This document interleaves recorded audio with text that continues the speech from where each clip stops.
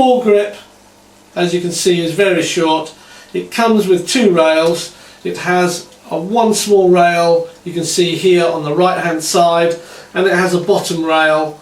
It has no rail on the left hand side of the weapon.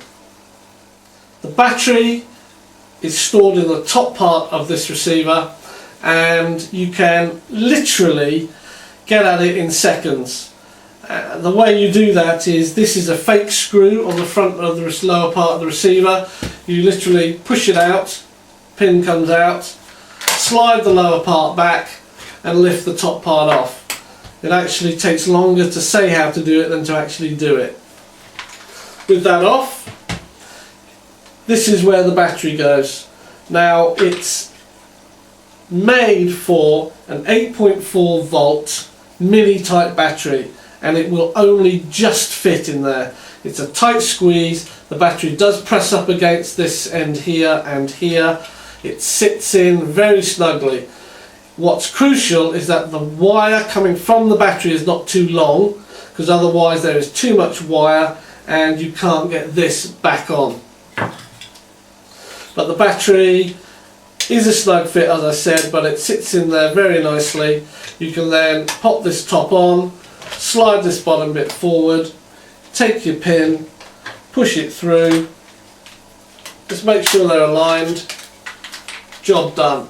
Literally 15 seconds, 30 seconds if you fiddle around with the battery to change it. Up to the front end here, we have our forward iron sight with this black plastic vein in it. These are not adjustable. They have moving parts on it, but they don't actually do anything. They're fairly accurate. You line up through here, as long as you've got your elevation and windage correct here. Line up with the vein in here and blast away. Fake gas recoil system here, doesn't do anything. You can push it and turn it if you really want to, but it's just for show. And of course on the end I have had to put a Tokyo Marui velocity reducer. The reason being is that I have had this chronode and it comes in hot for the urban site I wish to use it at. We'll take a look at those chronos right now. I'll wait here. When you're finished watching, come back. 363.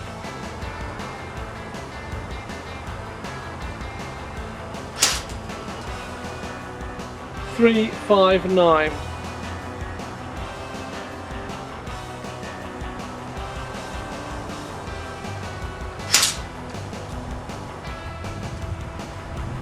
362.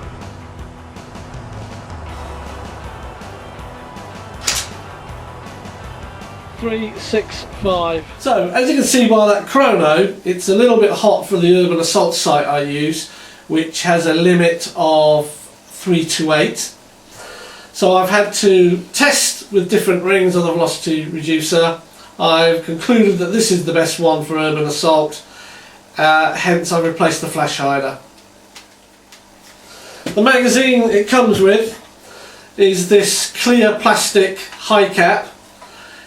It's 160 rounds once wound on, so you can put 150 in there, wind it on, 10 of them will go up the feed, and then you can load another 10 in if you really have to. So really load it up, 150 odd rounds, which is not a great deal. It's more like a mid cap than a high cap. So these mags come with notches on and little pockets moulded into them, and you can match the notches with the pockets and join the mags together. These are not the same mags that the G36 uses, so they can't be used in it. They are specifically SIG551, 552, 550 mags. So as you can see, you've got a mag in there.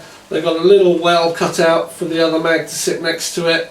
You could possibly have another one on this side. I wouldn't go more than 3. When in particular mag in use is empty, it's a question of removing it, moving the mags over and putting the next full one in. Very handy, very quick change. Saves messing around with your assault vest, pulling things out of pouches. The problem with this is, of course, is that once it's used, it's a little bit bulky, You can get them into drop bags like this, or you can just separate them and drop them in. But in pouches, I found it impossible to have a pair like this in a single pocket in a pouch. It may be just the type of assault vest I use. So I tend to keep them single like this in the pouches and have a double or treble mag in the weapon ready for use. So there you have the Jing Gong SIG552. It is absolutely fantastic for urban assault where I play CQB. I don't usually do this, but I am going to recommend this. If you want to do CQB stuff and you want something that looks neat, good lines on it, feels right, it's just super.